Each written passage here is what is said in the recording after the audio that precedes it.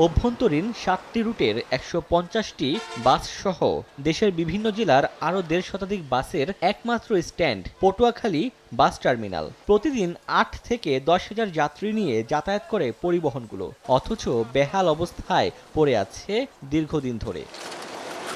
সামান্য বৃষ্টিতে জমে যায় পানি, গাড়ি ধোয়া পানিতেও সৃষ্টি হয় কাদামাটি।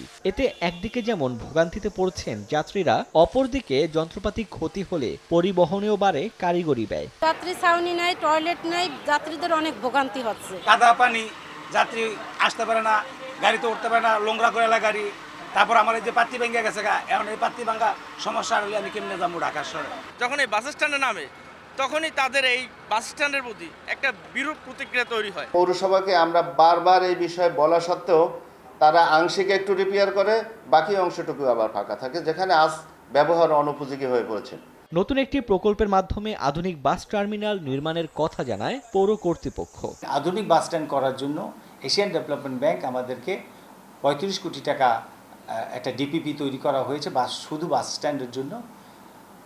ওই বাস স্ট্যান্ডটা যদি আমরা অনুমোদন পাই, তাহলে আমরা বাস স্ট্যান্ডটা আধুনিক একটা বাস স্ট্যান্ড আমরা তৈরি করে জনগণকে উপহার দিতে পারব। ২০০৩ সালে ২ একর জমির ওপর ১,৬৫,০০,০০০ টাকা ব্যয়ে টার্মিনালটি নির্মাণ করে স্থানীয় সরকার প্রকৌশল অধিদপ্তর।